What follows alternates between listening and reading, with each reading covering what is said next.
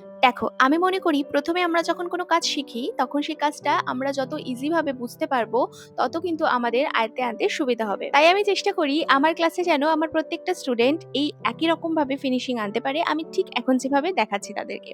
এইজন্যই কিন্তু আমার পাইপিং ব্যাগ দিয়ে ক্রিমটা তাদের ইউজ করা দেখানো।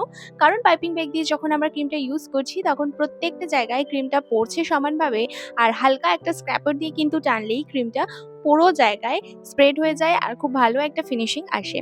তো এই জন্যই কিন্তু আমরা পাইপিং ব্যাগ দিয়েই ক্রিমটা দিয়েছি। আর ফিনিশিং যখন কমপ্লিট হয় তখন কিন্তু পালা আসে ডেকোরেশনের। আর আজকের ভিডিওটা যে বিগিনার্সরা আমার ভিডিওটা দেখছো, তারা এই ডেকোরেশনটা সেভ করে রাখো। কারণ রসমালাই কেকের একদম সিম্পল ডেকোরেশন আর খুব এলিগেন্ট লুক যদি দিতে চাও, তাহলে কিন্তু এই ডেকোরেশনটা অবশ্যই তোমরা একবার ট্রাই করো। এখন এখানে আমি যে ডেকোরেশনটা করছি, সেই ডেকোরেশনটার নজল নাম্বার আমি 1M দিয়ে করেছি।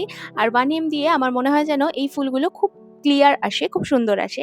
কখনো যদি আমি তোমাদেরকে ভিডিও করে দেখাতে পারি, তখন দেখাবো যে 1M নজল দিয়ে আমরা কি ডেকোরেশন করতে পারি। ব্যাস, অনেক রকম পাঁচমিশালি কথা বলতে বলতেই তো আমার ভিডিওটা এন্ডেড পর্যায়ে চলে এসছে। লাস্টে রসমালাইগুলো দেওয়া বাকি, না হলে কি করে রসমালাই কেক হয় বলো? রসমালাইগুলো দেওয়ার পর কিন্তু একটু পেস্তা ফ্লেক্স ছড়িয়ে দিয়েছি। এভাবেই কিন্তু রসমালাই কেকটা কমপ্লিট করলাম। আর আমাদের 349 এর চিজ কেকের যে ক্লাসটা, সেটা কিন্তু আবারও হতে চলেছে। ডেটটা জানার জন্য হোয়াটসঅ্যাপ করো। আর যত দূর থেকে চাইছো ক্লাসটা কিন্তু করতে পারবে। যারা দূরে আছো তারাও করতে পারবে। ক্লাসটা কিন্তু অনলাইনে হচ্ছে সম্পূর্ণ। বাই।